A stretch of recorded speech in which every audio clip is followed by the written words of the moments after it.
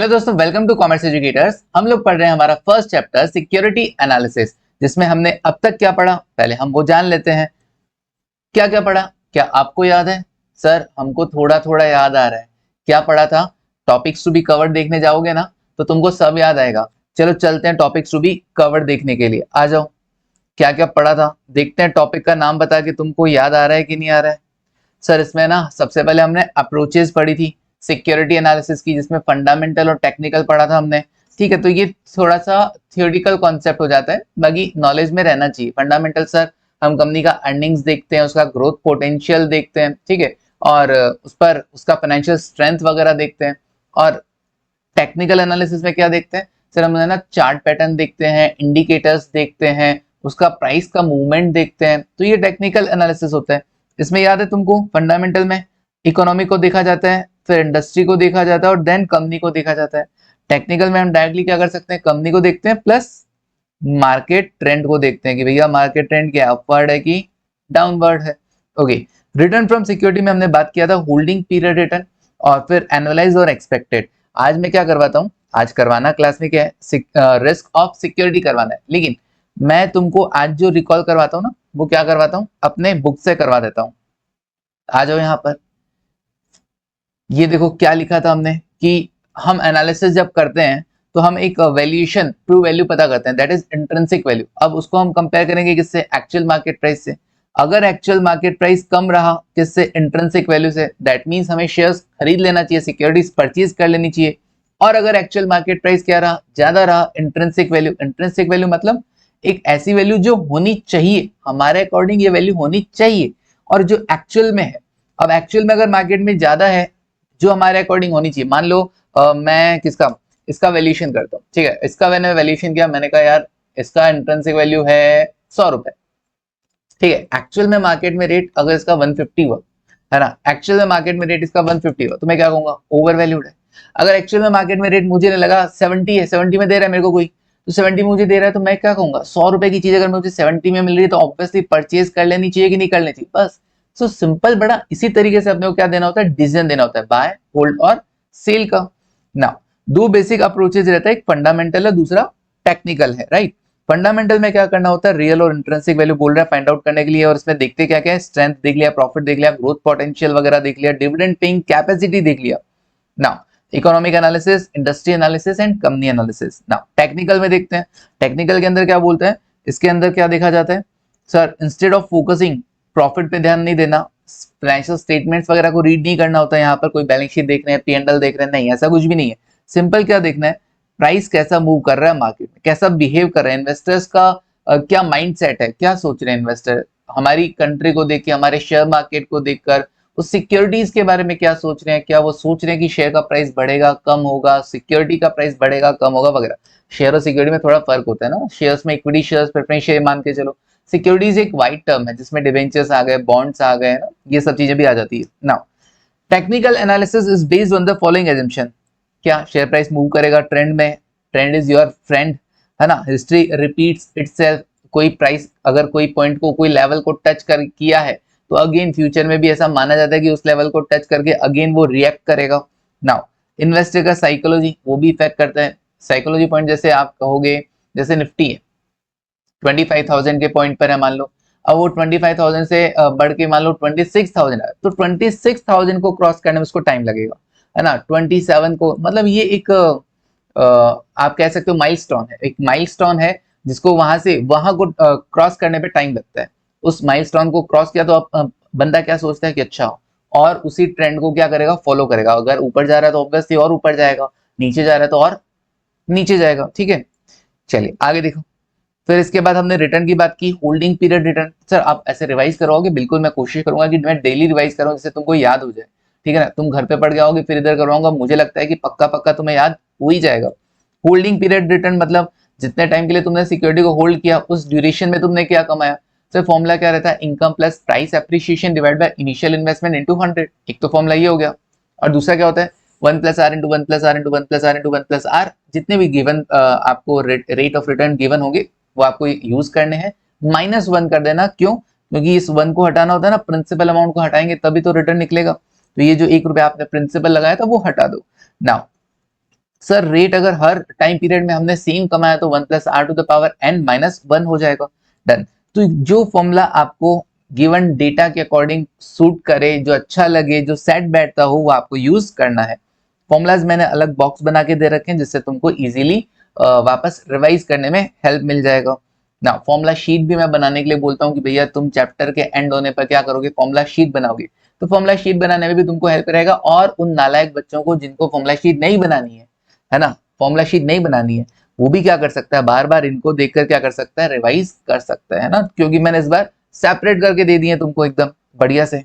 Now annualise return, CAGR. CAGR क्या होता है सर, ये इसमें हम ये देखते हैं कि एनुअली हम कितना कमा रहे हैं। मतलब हम ये देख रहे हैं कि एनुअली एक ऐसा रेट जो हर साल क्या कर रहा हो, ग्रोइंग कर रहा हो। कंपाउंडिंग रेट बताना है, कंपाउंडिंग रेट बताना है कि किस रेट से हमने कमाया। तो हम क्या कैसे कर सकते हैं सर, होल्डिंग पीरियड रिटर्न अगर हमको गिवन है तो 1 + HPR⁴ और अगर होल्डिंग पीरियड रिटर्न गिवन नहीं है बट एंड वैल्यू और बिगनिंग वैल्यू गिवन है कि भैया स्टार्टिंग में हमने 100 रुपए लगाए थे और 5 साल बाद अब वो 150 हो गया, तो हम क्या करेंगे, 150 and value divide bye 100⁵ ultimately तुमको पता है ये क्या बन जाएगा। अच्छा चलो तुम देखो एक बार, 150 डिवाइडेड बाय 100 किया है ना, and value divide by beginning value to the power, मैंने कहा कि भैया 5 साल में कमाया मैंने, 5 साल में 100 रुपए का 150 हो गया, ओके, तो 1/5 - 1। अब तुम जब 150 डिवाइड बाय 100 करोगे तो ये क्या निकल के आया, 1.50। अब एक बात बताओ, 100 रुपए पे तुमने 50 रुपए कमाए अगर, तो वो 1 रुपए पे 50 पैसे हुआ कि नहीं हुआ, बिल्कुल। तो ये 1 + HPR हुआ कि नहीं हुआ। 100 रुपए पे अगर तुम 50 रुपए कमा रहे हो तो वो तुम्हारा holding period return, total return कितना हुआ, 100 रुपए पे 50 रुपए मतलब 50%। तो अल्टीमेटली ये वही बन गया, 1 + HPR ही बन गया है, 1 + HPR ही है ये। And value divided by beginning value 1 + HPR, ये नथिंग एल्स, कुछ और नहीं है, ठीक है। चलिए, तो अगर आपने ऑब्जर्व किया किसी बच्चे ने तो वेल एंड गुड, बहुत बढ़िया। कोई ऑब्जर्व नहीं कर पाया तो भैया इस तरीके से ऑब्जर्व तुम तभी कर पाओगे जब तुम फॉर्मूला शीट बनाओगे, जब तुम फॉर्मूला शीट तैयार करोगे, बार बार फॉर्मूलाज लिखोगे, खुद से लिखोगे ना, तभी काम होगा ना। खुद मेहनत करेगा वो ऑब्वियसली उस बच्चे से आगे होगा जो सिर्फ मेरी सुनी सुनाई बात को फॉलो करके एग्जाम देने जाता है। एक वो स्टूडेंट जो केवल हम बोल रहे हैं उसको सुन के गया, ठीक है, उसके पासिंग मार्क्स आ गए। लेकिन एक वो स्टूडेंट जो हमको सुन के गया और उसके बाद खुद पे प्रैक्टिस भी किया, उसका बेस्ट स्कोर होगा कि नहीं होगा, एग्जामिनेशन मार्क्स आएंगे कि नहीं आएंगे, 70 80 90 तक जाएगा कि नहीं जाएगा, डिपेंड ऑन योर प्रैक्टिस। हर एक नंबर जो बढ़ता है वो सिर्फ और सिर्फ आपकी प्रैक्टिस में बढ़ता है। हम तो सबको ही पढ़ाते हैं, हम तो सबको पढ़ाते हैं। अच्छा सर आप पढ़ाओगे तो पास होएगा, हाँ सुनेगा तो पास होएगा। अगर सुना ही नहीं है, सुने को अनसुना कर दिया तो भैया जानते हो तुम लोग, ठीक है। चलिए, तो जब भी बैठो पूरा मन से बैठो पढ़ने के लिए ना, वरना बैठो ही मत, मन नहीं है मत बैठो, कोई बात नहीं है, ठीक है। जिंदगी में बहुत सारे काम है करने के लिए, तो कोई सा भी काम कर सकते हैं, लेकिन पढ़ना मन हो तो ही करें। चलिए, टाइम हो तब ही पढ़ें। नाउ एक्सपेक्टेड रिटर्न क्या करना, एक्सपेक्टेड रिटर्न सिंपली क्या करना है, जो भी रिटर्न्स गिवन होगा उनको उनकी प्रोबेबिलिटी से मल्टीप्लाई कर लेना। सर अगर प्रोबेबिलिटीज गिवन ना हो, मतलब चांसेस गिवन ना हो कि किस रिटर्न का कितना चांसेस है, तो आप क्या मानेंगे, इक्वल चांसेस मानेंगे। इक्वल चांसेस मानेंगे तो सिंपली क्या करना, या तो प्रोबेबिलिटीज पता कर लेना, नहीं कर सकते कोई बात नहीं, वैसे तो प्रोबेबिलिटी इक्वल होगा है ना। ये 5 वैल्यूज थी तो सबका 20% हो गया, 4 वैल्यूज होती तो 25% हो जाता, सर 3 वैल्यूज होती तो 33.33 हो जाता। सर यहाँ पे कैसा कर लेते हो, अरे कुछ नहीं करता रे, 100 को डिवाइड बाय कर देता हूँ जितने भी ऑब्जर्वेशन, 100 डिवाइड बाय 5 किया 20 आ गया। 4 ऑब्जर्वेशन होते तो 100 डिवाइड बाय 4 करके 25% आ जाता है ना। सबका इक्वल प्रोबेबिलिटी लाना है तो 100% को उतनी वैल्यूज में डिवाइड कर दो, सिंपल। सर 2 ही रिटर्न होते तो ऑब्वियसली दोनों का कितना होता, 50-50 होता कि नहीं होता। चलिए, तो या तो आप प्रोबेबिलिटीज पता कर लो, वरना सिंपली रिटर्न्स को ऐड करो, sigma x/n divide by number of observation कर देना। चलिए, अब क्या करें सर, अब रिस्क ऑफ सिक्योरिटी, और आज है ना ये अपन सिक्योरिटी एनालिसिस को कंप्लीट कर देंगे, आज अपन ये सिक्योरिटी एनालिसिस को कंप्लीट मार देंगे। चलिए, तो क्या करें, अभी आ जाओ अपने नोट्स पे। ये अप्रोचेज हो गया हमारा बिल्कुल, और रिटर्न हो गया बिल्कुल। अब क्या कर देते हैं फटाफट से, ये रिस्क और सिलेक्शन ये भी कर देते हैं। रिस्क ऑफ सिक्योरिटी जिसमें हम पढ़ेंगे स्टैंडर्ड डिवीजन और कोएफिशिएंट ऑफ वेरिएशन, और फिर पढ़ेंगे हम सिक्योरिटीज को सेलेक्ट करना किसके बेसिस पे, considering risk and return, considering risk and return, ठीक है। चलो आओ रिस्क ऑफ सिक्योरिटी लिखते हैं। रिस्क ऑफ सिक्योरिटी लगाओ, हैशटैग रिस्क ऑफ सिक्योरिटी लिखो मेरे साथ साथ।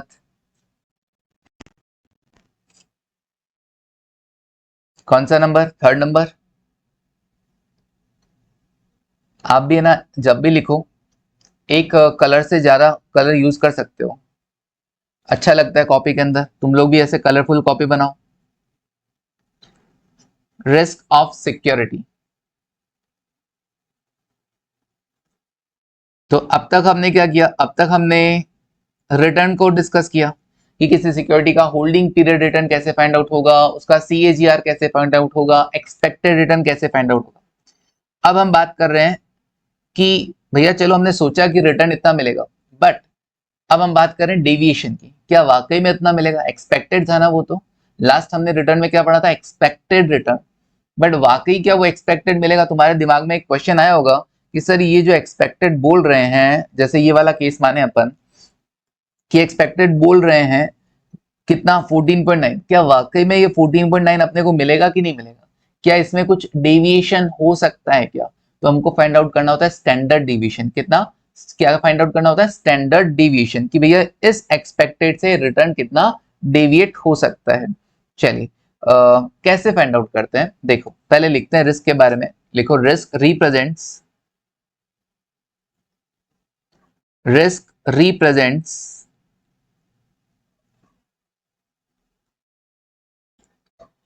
the variation. Risk represents the variation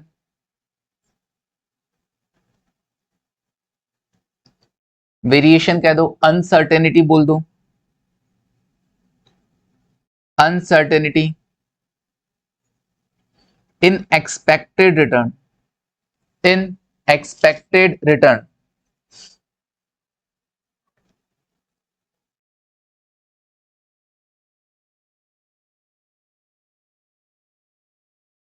okay, from a security in expected and from a security।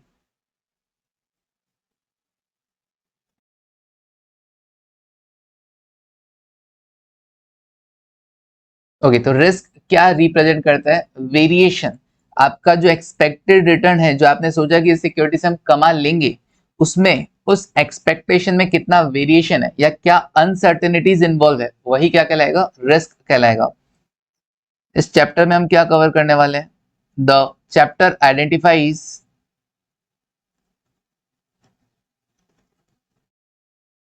The chapter identifies standard deviation,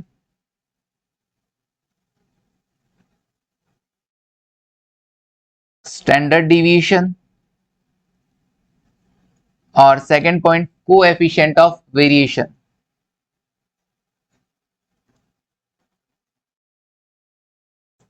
coefficient of variation. Okay, standard division और दूसरा coefficient of variation. Sir ये क्या होता है? मैंने कहा पढ़ेंगे अभी, है ना, बताएंगे तुमको। वैसे तुमने स्टैट्स में कहीं ना कहीं तो पढ़ रखा होगा। चलो बात करते हैं स्टैंडर्ड डिवीजन की, बात करते हैं स्टैंडर्ड डिवीएशन की।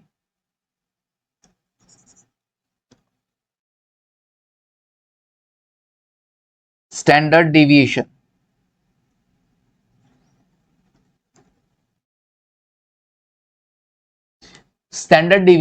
स्टैंडर्ड डिवीएशन क्या होता है सर?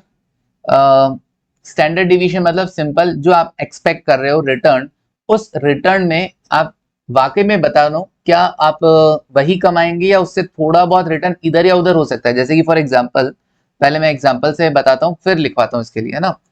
एग्जांपल से देखो जरा। सर हम लिखें? नहीं, तुम मत लिखो, एक बार सपोज करो कोई सिक्योरिटी है ना, कोई सिक्योरिटी है जिसका रिटर्न तुमको गिवन है, जिसका रिटर्न तुमको गिवन है, return from security, return from security कितना कितना, कि हम 10% भी कमा सकते हैं और 15% भी कमा सकते हैं। ओके, प्रोबेबिलिटी कितना?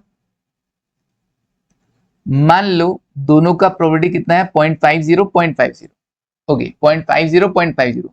अब मैं तुमसे कहूं calculate expected return, calculate expected return, तो तुम कैलकुलेट कर पाओगे? बिल्कुल सर, एक्सपेक्टेड रिटर्न हम कैलकुलेट कर पाएंगे। अच्छा अब मैं कहूं calculate standard deviation,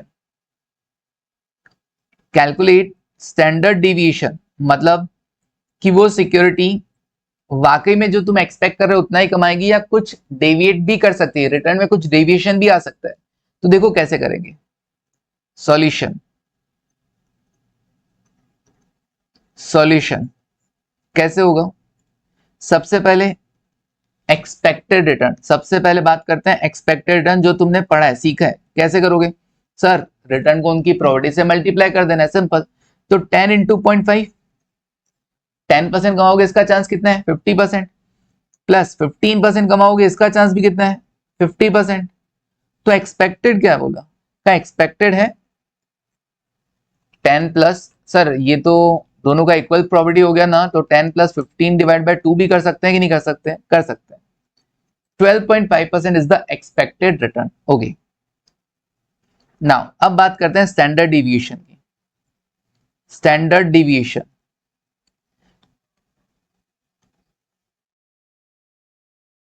standard deviation,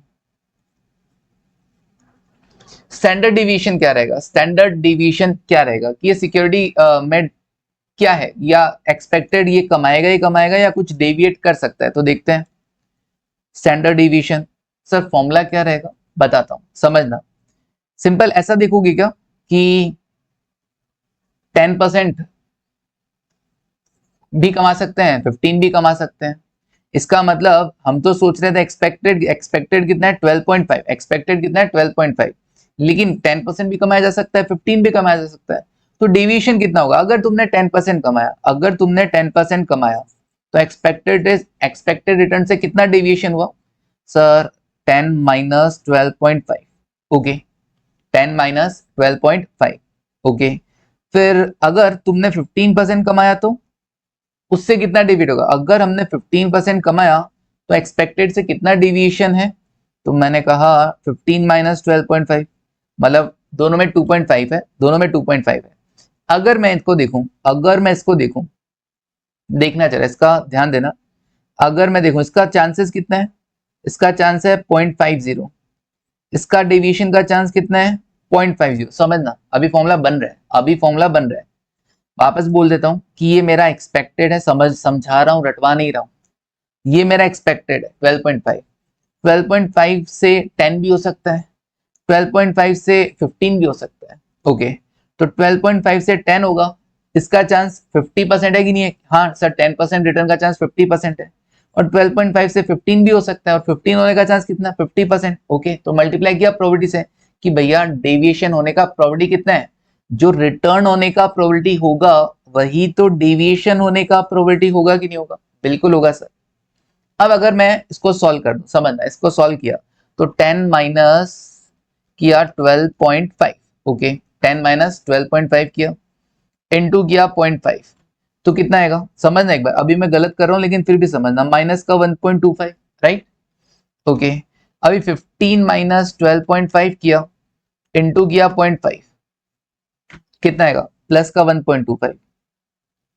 ultimately ये वैल्यू क्या आ जाएगा? निल आ जाएगा कि नहीं आ जाएगा? बिल्कुल आ जाएगा। तो जब कभी भी तुम अगर इस तरीके से देखे ना तो वैल्यू हमेशा स्टैंडर्ड डिवीजन 0 आ जाएगा। 0 आने का मतलब भैया डिवीजन तो हो ही नहीं सकता है, जो एक्सपेक्टेड है वही रहेगा। जो एक्सपेक्टेड है, हम बोल रहे हैं एक्सपेक्टेड से कोई डेविएशन हो ही नहीं सकता, फिर तो जो एक्सपेक्टेड है वही एक्चुअल रिटर्न हो गया। तो फिर 10 और 15 का क्या रोल रहा?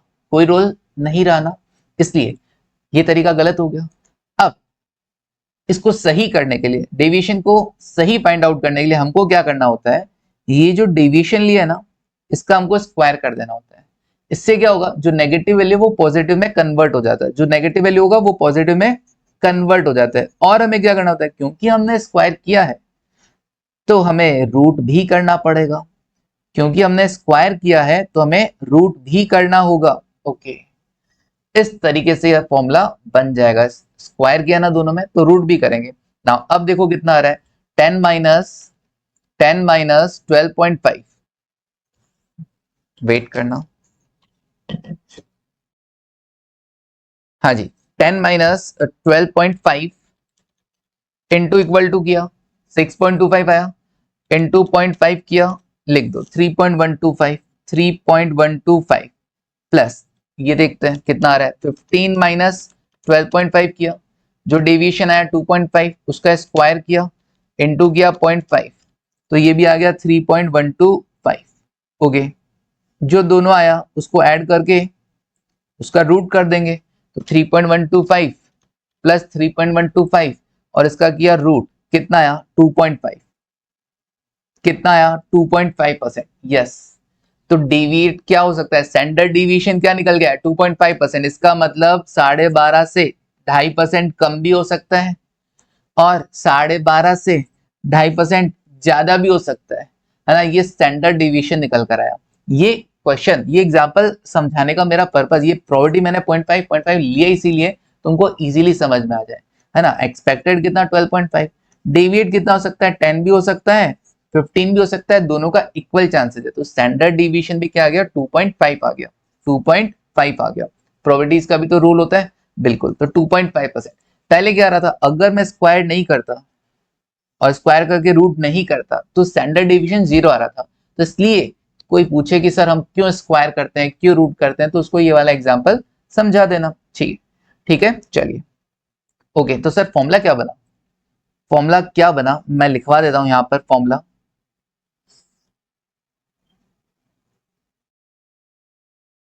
लिखो मेरे साथ, रूट है, ये लो जी रूट, और क्या है सर, ये एक्स वैल्यू, ये 10 और 15 क्या है, हम इसको बोलेंगे एक्स वैल्यूज। ये 12.5 क्या है, ये एक्स बार, एक्सपेक्टेड है ना मीन वैल्यू, तो एक्स बार है।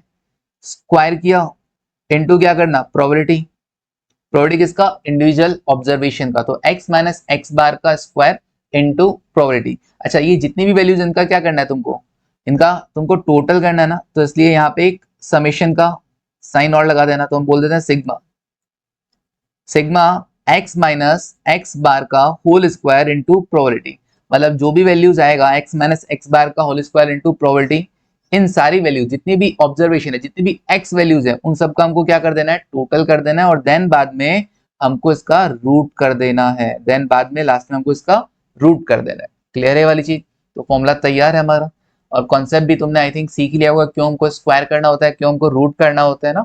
चलिए डन, तो अभी क्या करें सर, अभी हम ये कॉपी कर लें, आपने कहा था एक बार कॉपी मत करना, बिल्कुल अब आप कॉपी कर सकते हैं, लेकिन कुछ लिखने के बाद।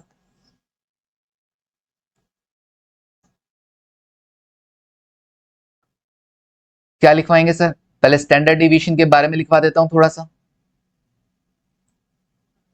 सर हमने तो लिख लिया, कोई बात नहीं, लिख लिया तो टेंशन नहीं, रजिस्टर भी तो अपना है, किसी को दिखाना थोड़ी ना है।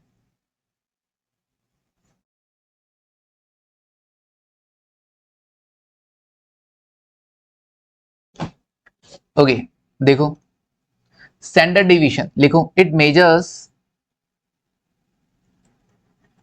Measures how much individual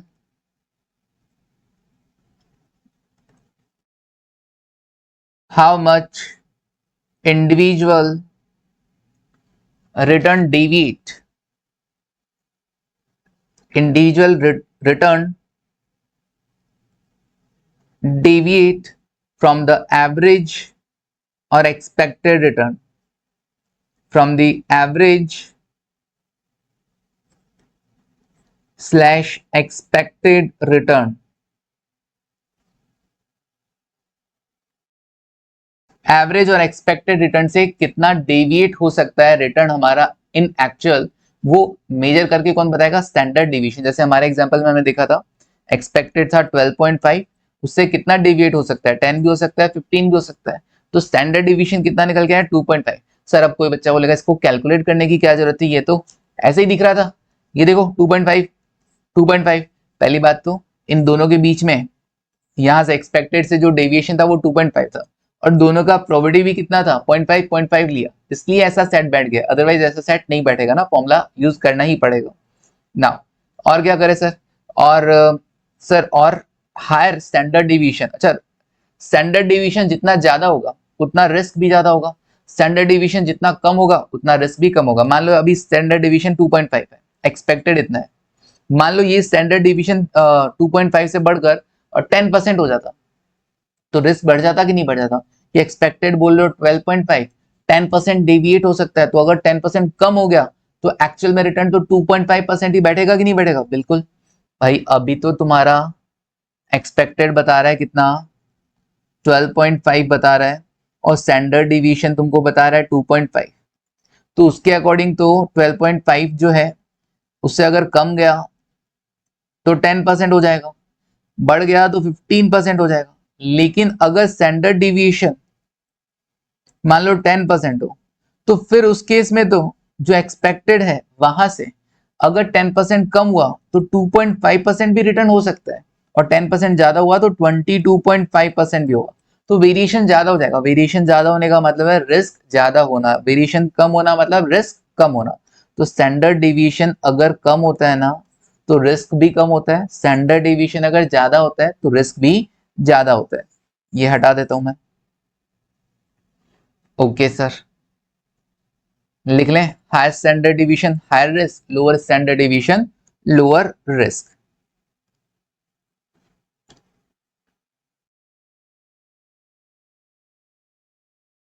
higher standard division higher risk,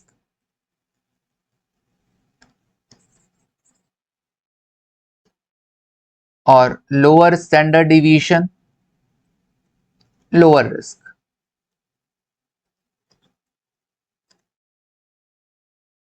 higher risk और lower risk, simple, so simple है ना, बड़ा आसान है। चलिए, तो स्टैंडर्ड डिवीजन समझ में आएगा, जितना डिटेल में बता सकता था मैंने बताया, ठीक है। चलिए, इससे ज्यादा जरूरत ही नहीं है, फॉर्मूला यूज करेंगे ना। अरे सर, फॉर्मूला लिखने का जगह, हाँ फॉर्मूला लिखने का जगह भी तो रखो, फॉर्मूला लिखने का जगह भी तो रखो। फॉर्मूला क्या लिखोगे? लिखो फॉर्मूला,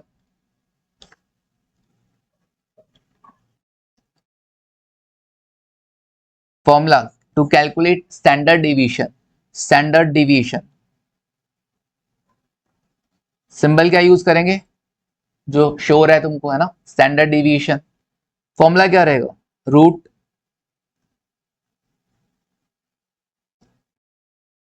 सिग्मा। अच्छा, फॉर्मूला जैसा मैं बोलूं सेम वैसा यूज बोलना, सेम है ना। अगर मैं ब्रैकेट बोल रहा हूं तो ब्रैकेट बोलना, होल डिवाइड बाय बोल रहा हूं होल डिवाइड बाय बोलना, मल्टीप्लाई बोल रहा हूं मल्टीप्लाई बोलना, बिल्कुल भी चेंज मत करना, क्योंकि फॉर्मूला सेम आप बार बार रिपीट करना, बार बार चेंज मत करना उसको। जैसे कि अगर मैं बोल रहा हूं sigma x minus x bar का होल स्क्वायर इनटू प्रोबेबिलिटी, तो आप सेम ऐसा ही बोलोगे, है ना।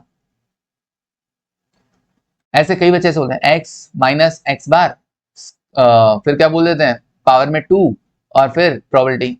अरे भाई, मल्टीप्लाई बाय कौन बोलेगा इधर, x माइनस एक्स बार का होल स्क्वायर इनटू प्रोबेबिलिटी या मल्टीप्लाइड बाय प्रोबेबिलिटी। अगर ये नहीं बोलोगे ना, आगे जाके ये याद ही नहीं आएगा कि मल्टीप्लाई करना है, माइनस करना है, डिवाइड करना है, प्लस करना है, सब भूल जाओगे।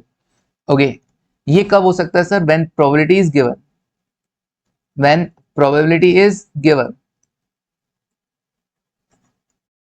बट अगर प्रोबेबिलिटी गिवन ना हो तो, अगर प्रोबेबिलिटी गिवन ना हो तो क्या फॉर्मूला यूज कर सकते हैं आप?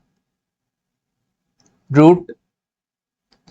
अगर प्रोबेबिलिटी गिवन नहीं होगा, दैट मीन्स क्या, दैट मीन्स इक्वल प्रोबेबिलिटी है, तो या तो आप प्रोबेबिलिटी खुद डिटरमाइन कर लो, या फिर सिंपल क्या करना होता है तुमको, जब भी प्रोबेबिलिटी गिवन नहीं होता है तो जब इक्वल प्रोबेबिलिटी है तो डिवाइडेड बाय n कर दो, तो sigma x minus x bar का होल स्क्वायर और डिवाइडेड बाय n, और देन रूट कर देना।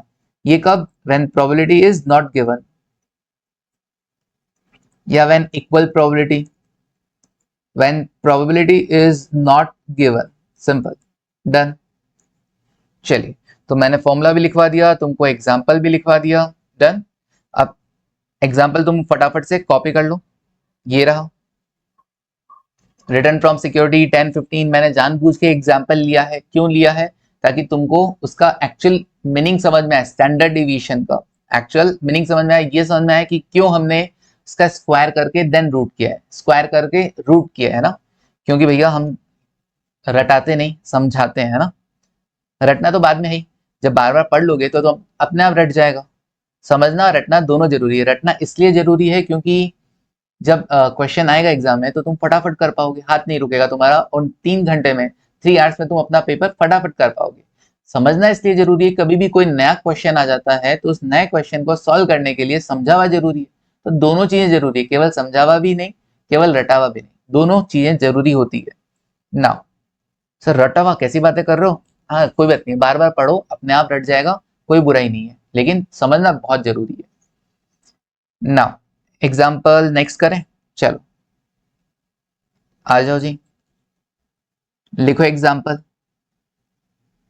इस बार तुम ट्राई करना। Example, return from security.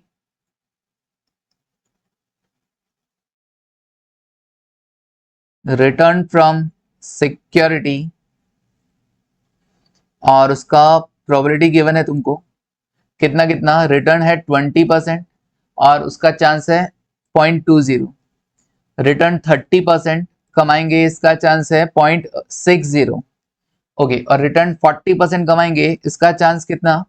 तुम बता सकते हो, ये लास्ट है, ये लास्ट रिटर्न है, तुम इसका प्रोबेबिलिटी बता सकते हो। बिल्कुल सर, टोटल में तो 100% होता है ना, तो ऑब्वियसली 100 में से अगर 20 और 60 लेस हो जाएगा तो बचेगा कितना? 20%। डन।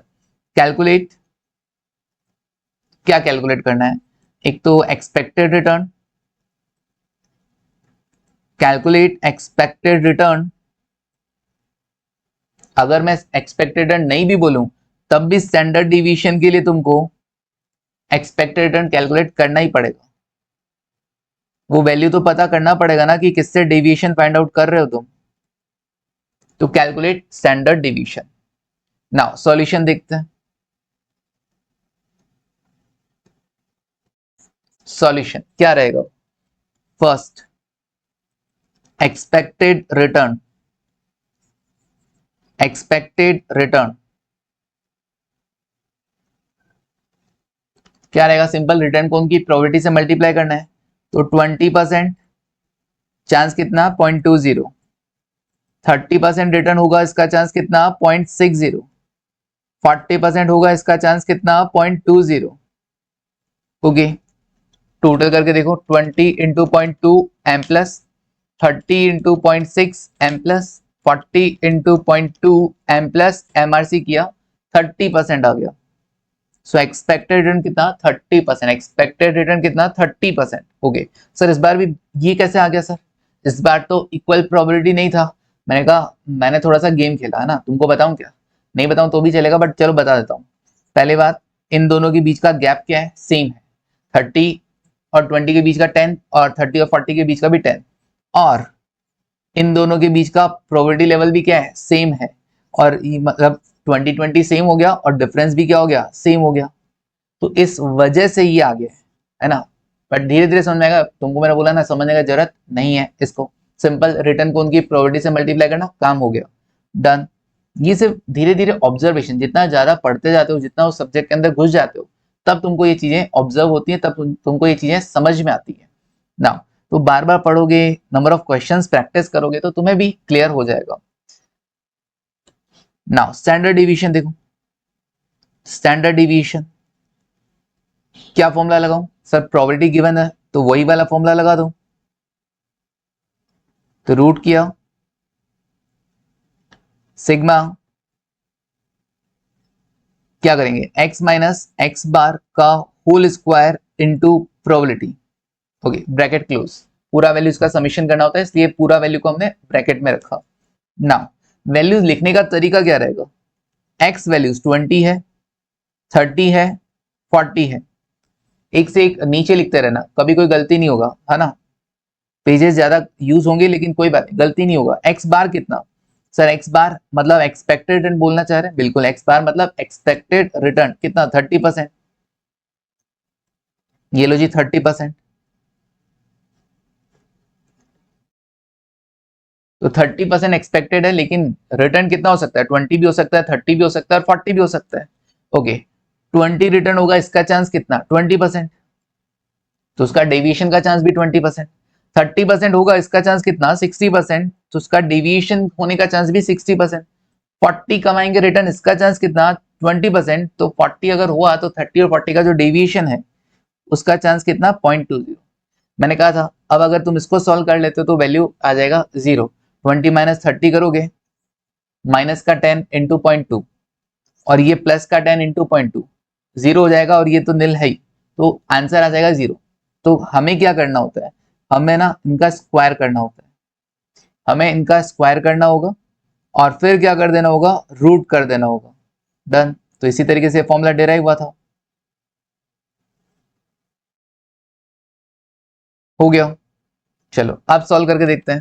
तो 20 माइनस 30 इंटू इक्वल्स टू क्या, जो भी डेविएशन हुआ उसका स्क्वायर किया गया, उनको उनकी प्रोबेबिलिटी से मल्टीप्लाई किया गया, m प्लस, है ना। कैलकुलेटर से बताऊं तुमको कैसे सॉल्व करना है डायरेक्टली। 20 माइनस 30 स्क्वायर करना है ना, तो इंटू इक्वल्स टू किया, देन इंटू किया 0.20 और उसके बाद क्या कर देना है अपने को, m प्लस कर देना है। 30 माइनस 30 किया, जीरो आ जाएगा, लिखने का जरूरत ही नहीं है।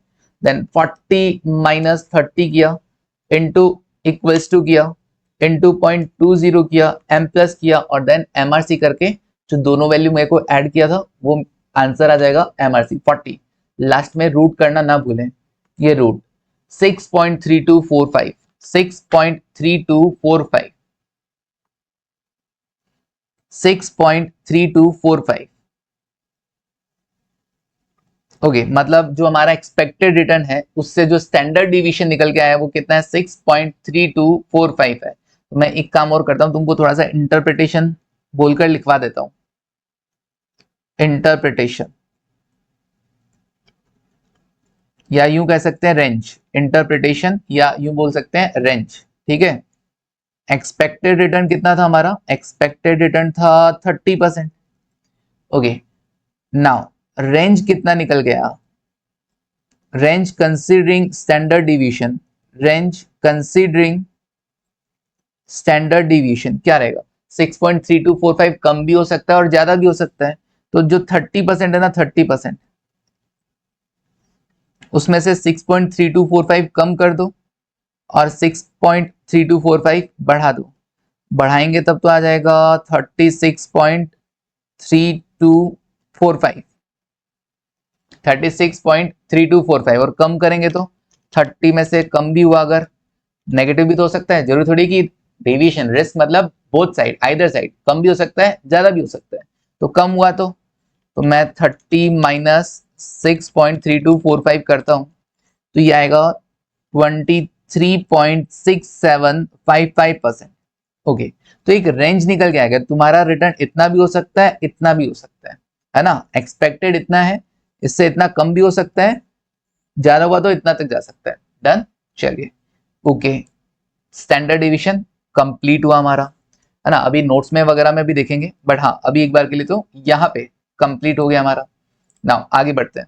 Coefficient of variation, coefficient of variation लिखो, coefficient of variation.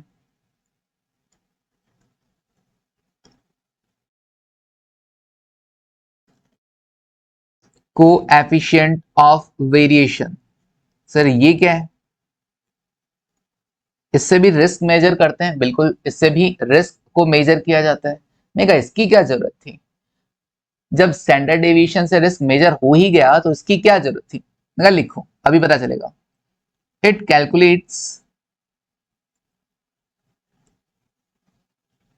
It calculates risk per unit of return, risk per unit of return.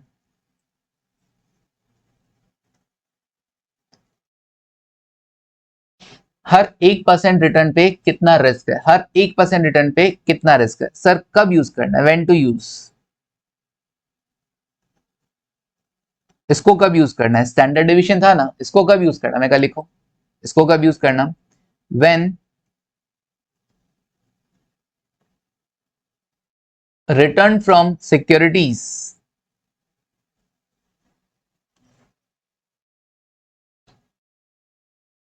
When, चलो एक काम करते हैं, when comparative, पहले ये लिख लो, when comparative risk is to be measured,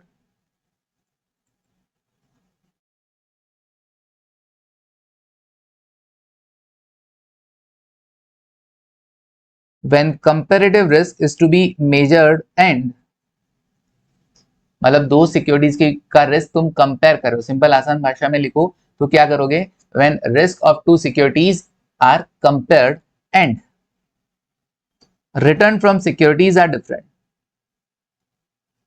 and return from securities are different, और उन दोनों सिक्योरिटीज का रिटर्न क्या है, डिफरेंट, आर डिफरेंट, तो क्या करोगे, आर डिफरेंट तो क्या करोगे,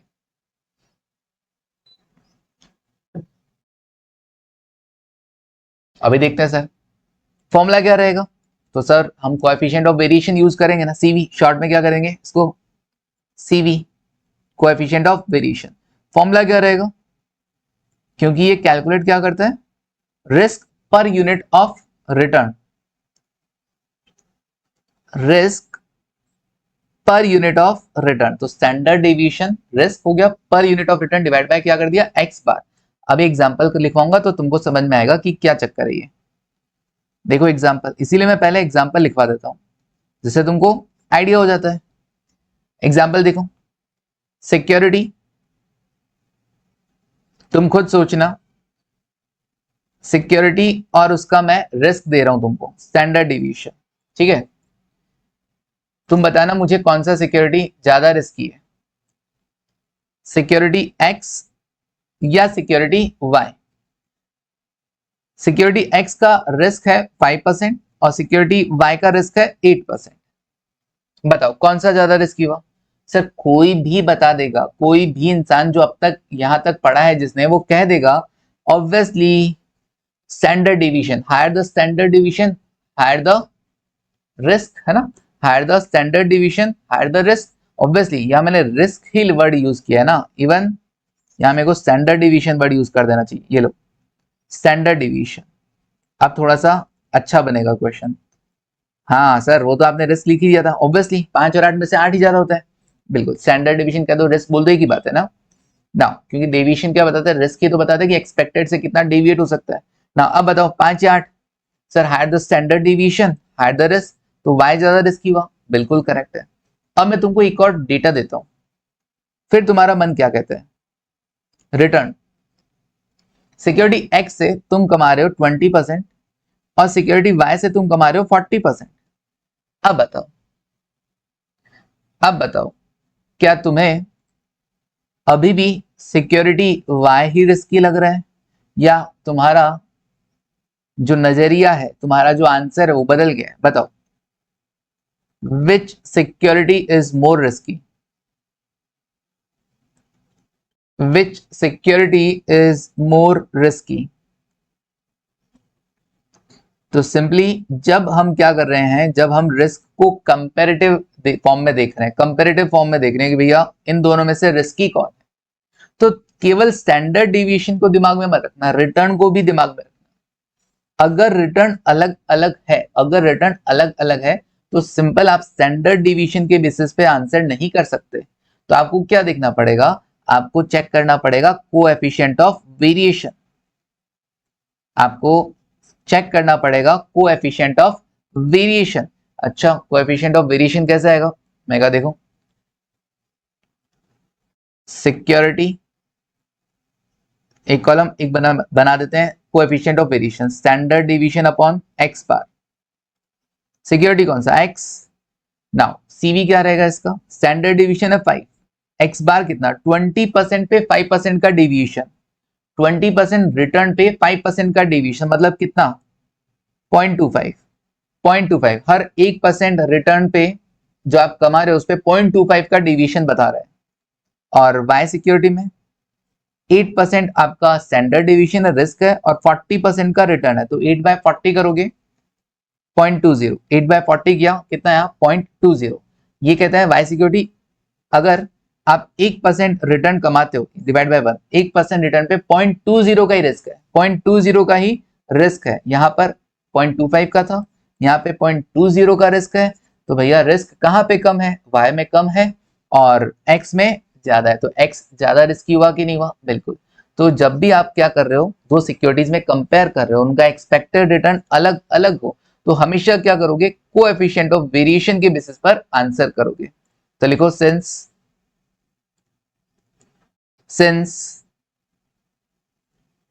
risk per unit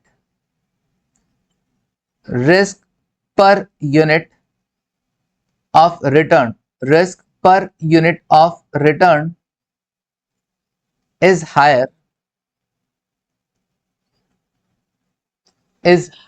in security X. In security X. Okay.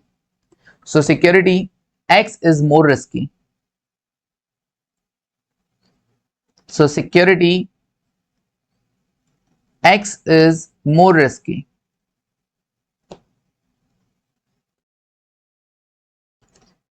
Okay, risk per unit of return is higher बोल दो यार, since CV is higher in security X. Since CV is higher in security X, so security X is more risky. आया समझ में तुमको? बड़ा simple सा logic है ना, बड़ा सिंपल सा है।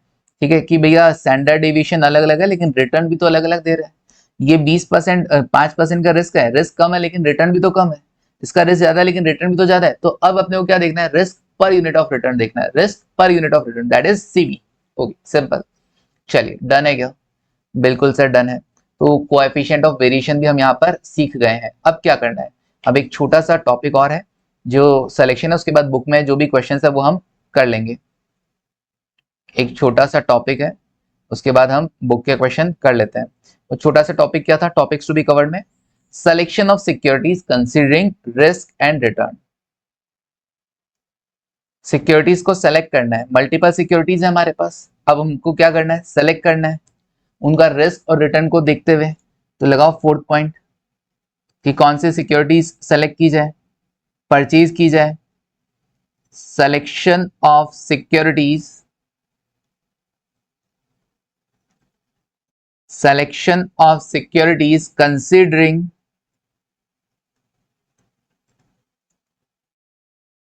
risk and return, considering risk and return. Okay, selection of securities considering risk and return. आप खुद बता दोगे, देखना केस, और एक तरफ केस बना दो, एक तरफ लिख दो सिलेक्शन क्राइटेरिया, एक तरफ लिख दो सिलेक्शन क्राइटेरिया। मैं पूछता जाऊंगा, तुम बताते जाना। सर हमको आएगा? हाँ बिल्कुल आएगा, क्यों नहीं आएगा।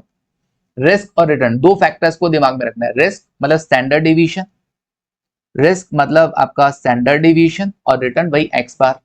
तो बताओ, पहला, अगर कोई ऐसी दो सिक्योरिटीज को आप देख रहे हो जिनका स्टैंडर्ड डिवीजन सेम है, जिनका स्टैंडर्ड डिवीजन सेम है, तो तुम कौन सी सिक्योरिटी सेलेक्ट करोगे? तुम कौन सी सिक्योरिटी सेलेक्ट करोगे बताओ?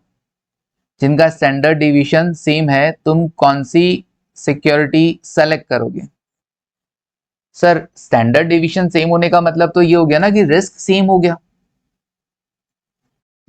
इसको एग्जांपल को थोड़ा नीचे शिफ्ट कर रहा हूं, 3-4 लाइन है ना, टोटल 3 केसेस लिखवाऊंगा, उसके बाद एग्जांपल। सिक्योरिटी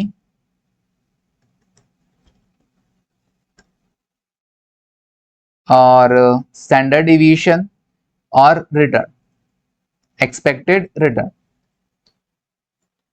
सिक्योरिटी एक्स और वाई, इनका स्टैंडर्ड डिवीजन क्या है? Same, 5%, 5%।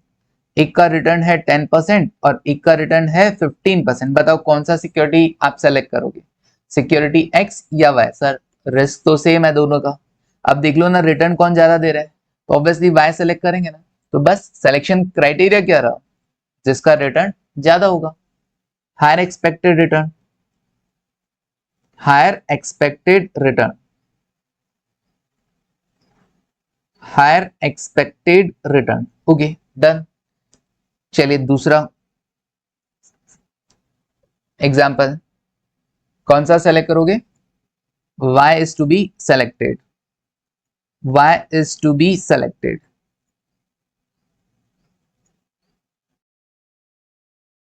y is to be selected। क्यों? since return is higher, since return is higher for same level of risk, for same level of risk. Okay, same risk level पे return क्या आ रहा है, ज्यादा दे रहे हैं, ठीक है।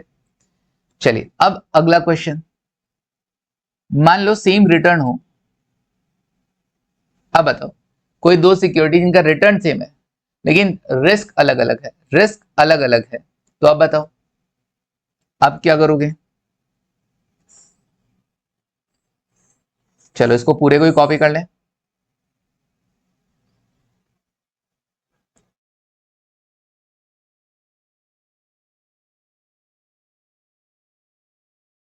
काश हम भी कॉपी कर सकते हैं ना, ऐसा ही तुम्हारे मन में आ रहा होगा।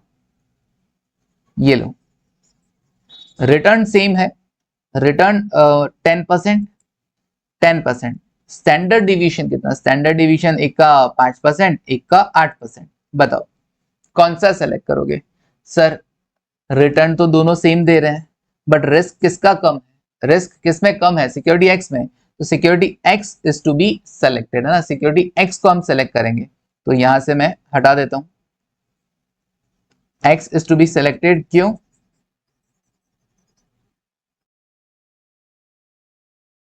X is to be selected, x को सेलेक्ट करोगे क्यों, since risk is lower, since risk is lower for same level of return.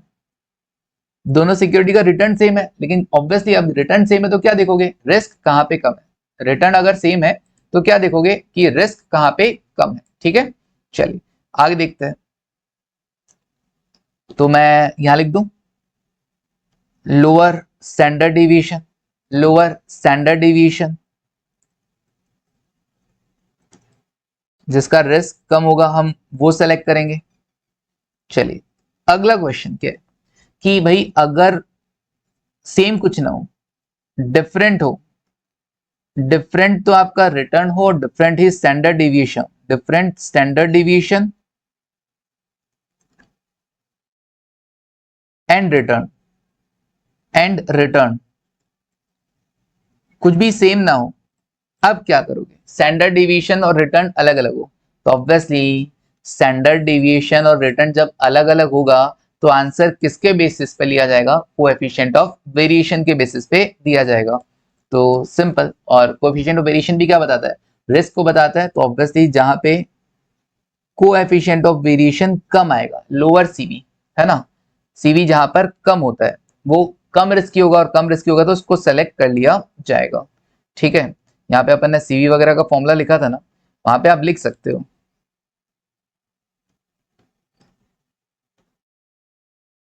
क्या, higher CV higher risk, lower CV lower risk, ठीक है, हायर सीवी हायर रिस्क और lower CV lower risk.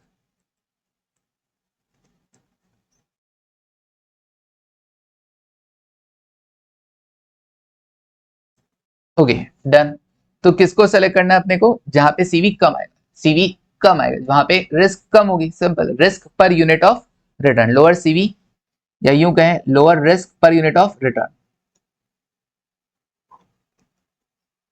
Lower risk per unit of return. Okay done, चलिए हो गया sir. Okay अब इसका example लिखवाने का नीड नहीं है, लिख लिया सबने, एग्जाम्पल भी लिख लिए क्या तुम लोगों ने साथ साथ में, डन। चलिए तो अब क्या करें सर, टाइम हो गया, हाँ ऑलमोस्ट हो गया, लेकिन जाएंगे नहीं, आज ही कंप्लीट करके ही जाएंगे, आज ही कंप्लीट करके ही जाएंगे। देखो जरा आ जाओ यहाँ पर, थोड़ा सा ही तो है, ये छोटे मोटे क्वेश्चन है, फटाफट कर देते हैं, देखो आ जाओ। Risk of security, risk of security में क्या आएगा sir, it is defined as the variation in the expected return, it is defined as the variation in the expected return. Okay, आपकी जो सिक्योरिटी का एक्सपेक्टेड रिटर्न है वो कितना deviate हो सकता है, वेरिएशन कितना कर सकता है, कम या ज्यादा, that is risk of security. It is quantified through, कैसे पता कर सकते हो इसको रिस्क को, स्टैंडर्ड डिवीजन से हो सकता है, कोएफिशिएंट ऑफ वेरिएशन से हो सकता है और बीटा से हो सकता है। बीटा अभी हमने नहीं पढ़ा है, अभी तक हमने सिर्फ स्टैंडर्ड डिवीजन और कोएफिशिएंट ऑफ वेरिएशन बात की है। तो सर बीटा को पढ़ेंगे, हमारे आगे आने वाले चैप्टर्स में पढ़ेंगे ना बीटा। ओके, फिर उसके बाद स्टैंडर्ड डिवीजन फॉर्मूला लिखवाया मैंने, when probability is not given, क्या फॉर्मूला यूज करना है, root sigma x minus x bar का whole square divide by n। Okay, और प्रोबेबिलिटी जब गिवन होगा तो रूट करना sigma x minus x bar का whole square into probability, simple. P4 probability for each observation, lower the standard deviation, lower the risk and vice versa। Standard deviation जितना कम होगा risk उतना कम होगा, और इसका ऑपोजिट, अगर स्टैंडर्ड डेविएशन ज्यादा रहा तो रिस्क भी ज्यादा होगा। कैलकुलेट स्टैंडर्ड डेविएशन, क्वेश्चन है तुम कर सकते हो क्या, बताओ। स्टैंडर्ड डेविएशन कैलकुलेट करने को बोला है, लेकिन ऑब्वियसली स्टैंडर्ड डेविएशन के लिए हमको एक्सपेक्टेड रिटर्न तो चाहिए ही चाहिए। मतलब क्वेश्चन वाला पूछे ना स्टैंडर्ड डेविएशन कैलकुलेट करो, तो तुम्हारा दिमाग में फॉर्मूला आएगा x माइनस एक्स बार। तो x वैल्यूज तो ये रही, बट x बार तो चाहिएगा कि नहीं चाहिएगा, तो x बार कैलकुलेट करना पड़ेगा, एक्सपेक्टेड रिटर्न। ओके, तो एक्सपेक्टेड रिटर्न कैसे आएगा, फटाफट से तुम कैलकुलेट कर सकते हो ना, बिल्कुल कर सकते हैं सर। एक्सपेक्टेड रिटर्न कैलकुलेट कर दीजिए, क्या रहेगा, 10 into 0.4 plus 20 into 0.3 plus 30 into 0.3, done.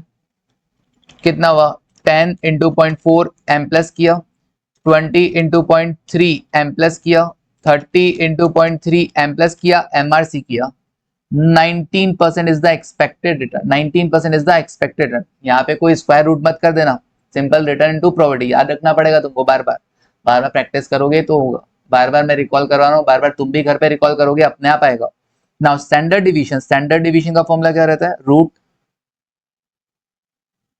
और क्या है, प्रोबेबिलिटीज गिवन है, बिल्कुल प्रोबेबिलिटीज गिवन है, तो क्या करना, sigma x minus x bar का whole square into probability.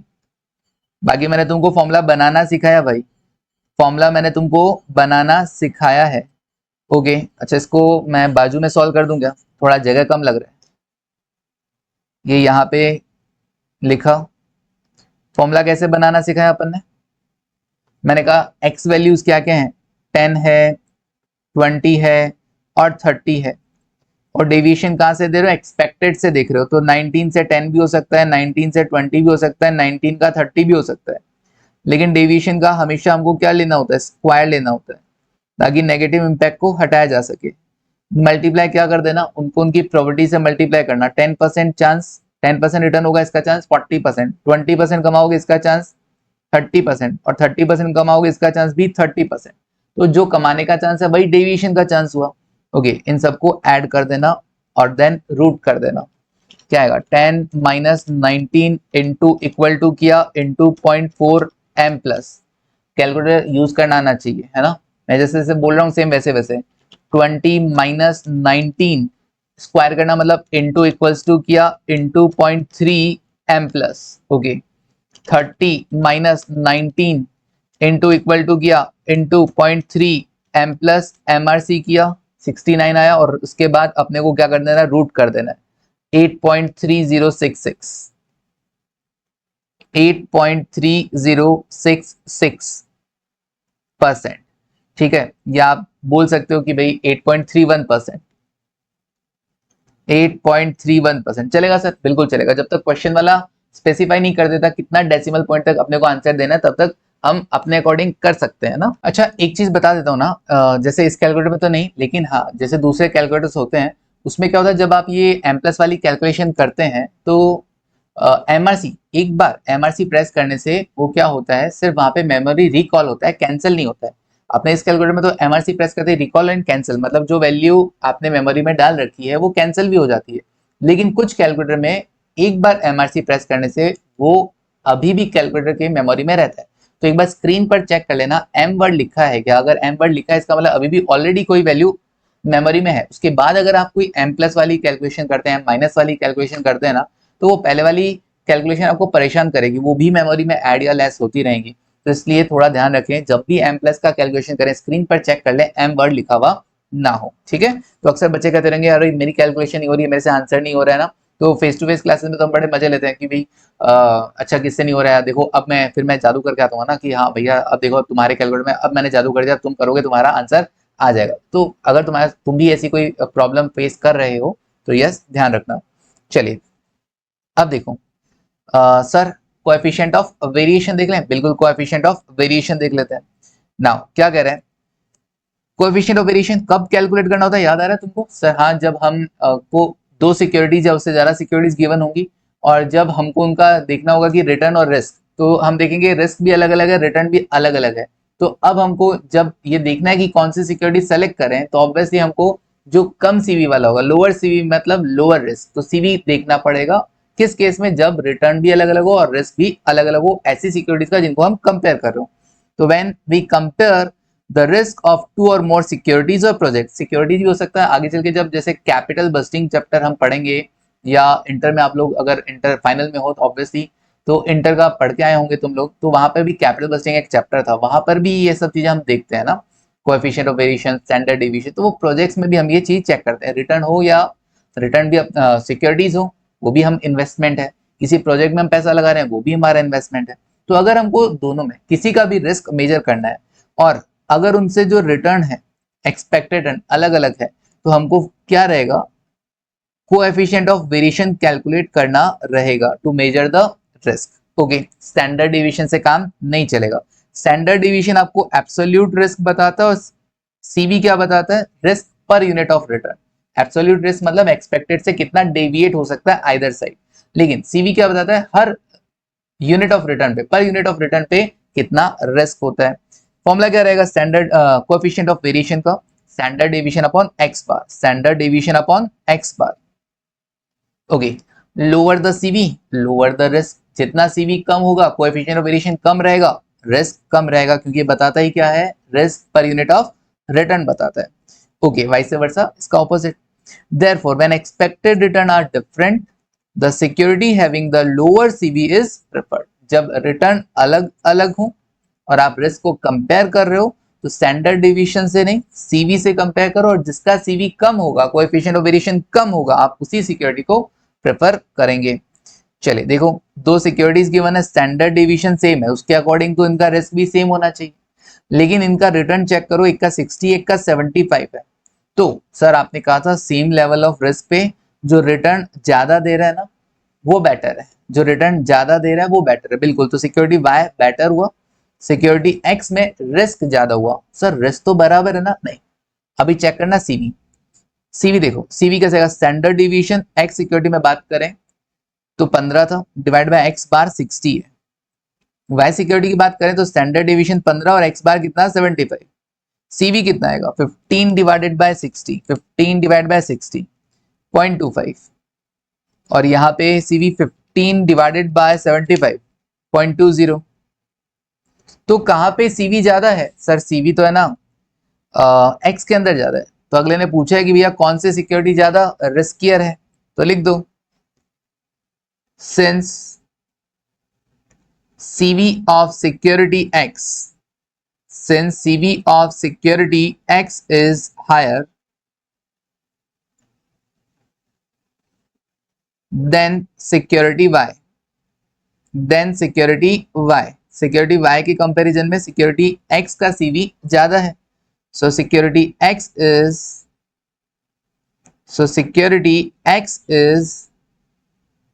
more risky। Security x क्या है, ज्यादा रिस्की है, सिक्योरिटी एक्स ज्यादा रिस्की हुआ।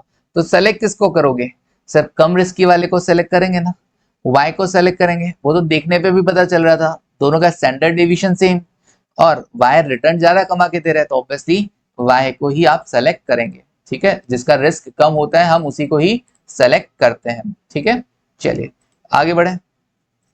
बिल्कुल सर, आगे बढ़ते हैं। अब क्या करें, एक और क्वेश्चन, लास्ट क्वेश्चन। अच्छा, इसके अंदर ये सॉल्यूशन दे भी रखा है यहाँ पर, आप देखो 10, 5 और 28, रिटर्न भी अलग है, रिस्क भी अलग है। लास्ट से पहले एक ये और गिवन इसका, लेकिन सॉल्यूशन है ना। तो सीवी कैलकुलेट किया, standard deviation upon X bar, CV कितना है 0.5, 0.4। तो although security Y has a higher standard deviation, security Y का स्टैंडर्ड डिवीजन 8 था, वो अपन ने जो वहां पे यूज किया हैंड रिटन में, वैसा सा एग्जांपल है। स्टैंडर्ड डिवीजन ज्यादा किसका है? y का है, लेकिन it provides a much higher return, return भी तो 20% कमा के दे रहा है। Since CV is lower for security y, since CV is lower for security y, it is less risky. तो स्टैंडर्ड डिवीजन देखकर आंसर मत दे देना, केवल जब तुम कंपेयर कर रहे हो तो स्टैंडर्ड डिवीजन देख के मत बोल देना इसका रिस्क ज्यादा है ये रिस्की हुआ, नहीं, रिटर्न को भी चेक करो, रिटर्न दोनों का अलग अलग हो तो हमेशा आपको क्या कैलकुलेट करना है? Risk per unit of return calculate करना है, दैट इज CV कैलकुलेट करना है।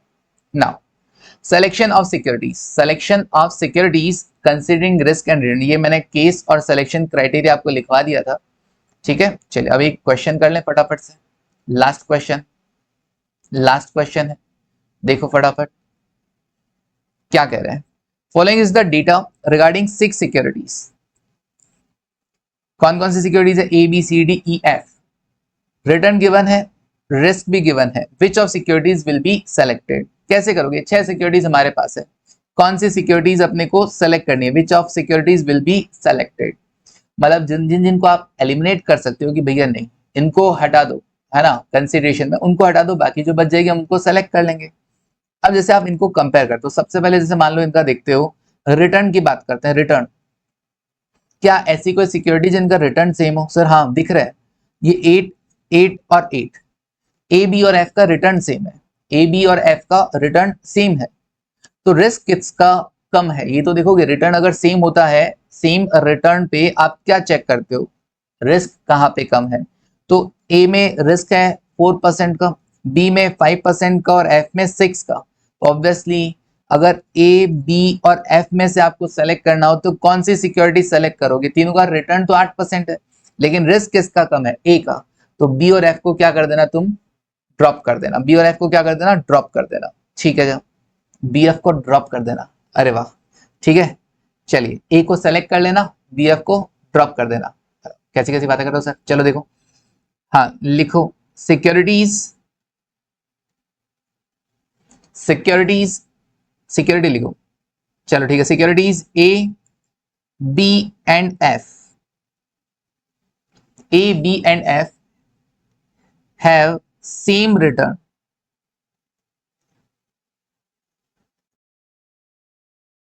तीनों सिक्योरिटीज का रिटर्न क्या है? सेम है। Standard deviation, standard deviation of security A,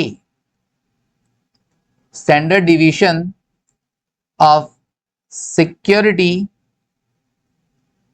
A is lowest, सबसे कम है, रिटर्न सेम है तीनों का, रिस्क किसका कम है? सिक्योरिटी A का कम है, स्टैंडर्ड डिविएशन कम है तो रिस्क कम हुआ ना,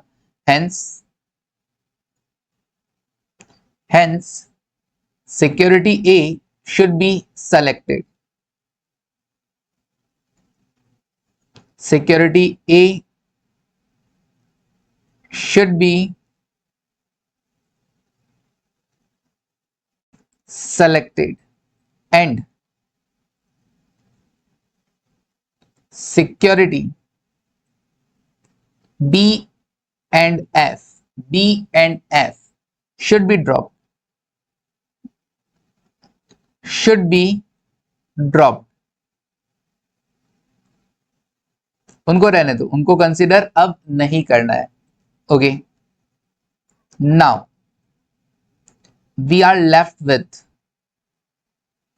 now we are left with security. अब हमारे पास कंसीडरेशन के लिए कौन कौन सी सिक्योरिटी बची है? बी और एफ तो ड्रॉप कर दिया, तो A, C, D and E, okay, A, C, D and E, ये 4 सिक्योरिटी हमारे पास बची है। नाउ नेक्स्ट, अब देखो, अब इन ए, सी, डी, ई को देखो जरा, ए, सी, डी और ई, क्या इनमें कहीं रिस्क सेम नजर आ रहा है तुमको? ए का 4 है, सी का 12 है, और डी का 4 है और ई का 5 है, ठीक है, तो रिस्क किसका सेम है? ए और डी का सेम नजर आ रहा है, रिस्क सेम है, तो सेम लेवल ऑफ रिस्क पे तुम क्या देखोगे, रिटर्न कौन ज्यादा कमा के दे रहा है। तो इसके लिए लिख देते हैं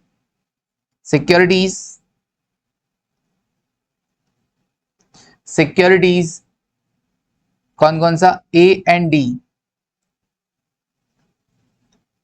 have same standard deviation, have same standard deviation।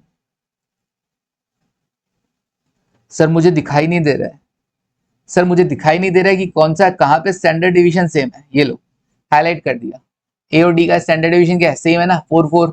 अभी देखो रिटर्न कौन ज्यादा कमा के दे रहा है, ए या D.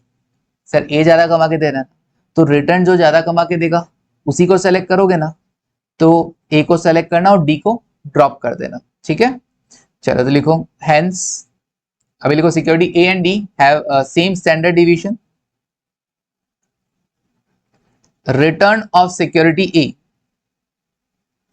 Return of security A is higher than security D. Security A का रिटर्न सिक्योरिटी डी से ज्यादा है, hence security A should be selected, security A should be selected and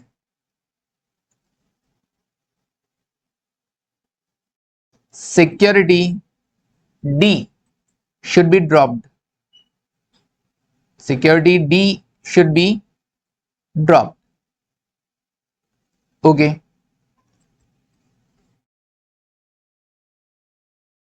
now we are left with, अब हमारे पास क्या क्या बचा, now we are left with